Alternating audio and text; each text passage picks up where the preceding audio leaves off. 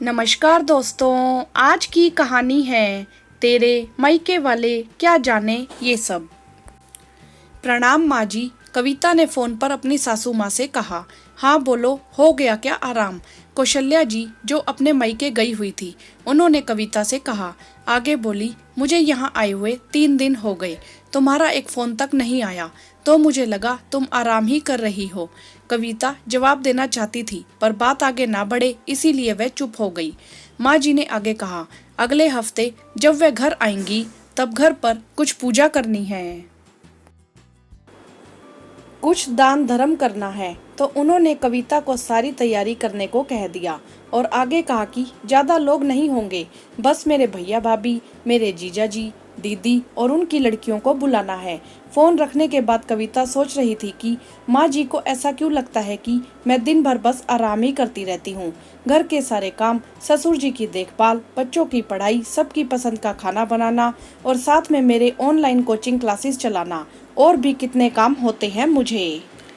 खैर, कविता फिर अपने कामों में लग गई। उसने पंडित जी से बात कर पूजा की सारी तैयारी की। कौशल्या जी ने कहा कि वह पूजा के पहले दिन ही अपने मायके वालों के साथ आएंगी। कविता को तो पहले से ही पता था कि उसे ही सारी तैयारियां करनी होंगी। पूजा के पहले दिन शाम में सब लोग आ गए। कविता ने पहले ही घर को सलीके से सजा रखा था। पूजा की सामग्री के साथ साथ फल, फूल, सब्जियां, मिठाइयां, हर छोटी बड़ी चीजों का ध्यान रखा था।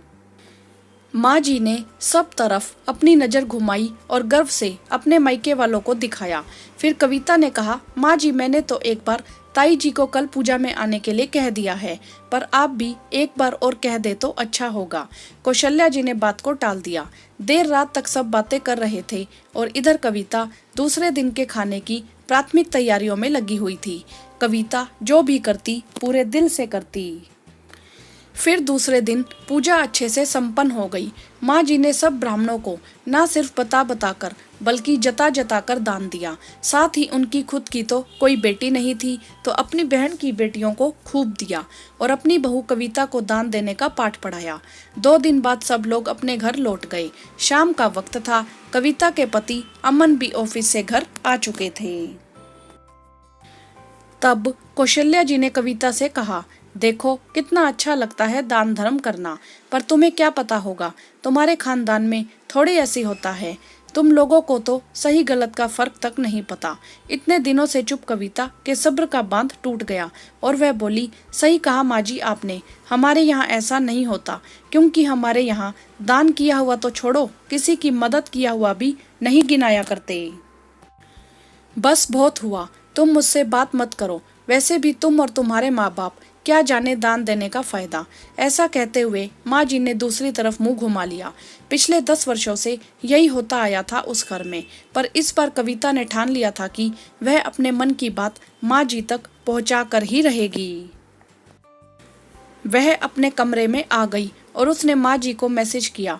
उसने लिखा, प्रणाम माँ जी, आप सही कहती हो, हमें क्या पता क्या सही क्या गलत, पर आप तो जानती हो ना, आप चाहती तो ताई जी की बेटी जो कि इसी शहर में रहती हैं, उन्हें भी पूजा के दिन बुला सकती थी, पर आपने उन्हें बुलाना तो छोड़िए, एक फोन तक नहीं किया।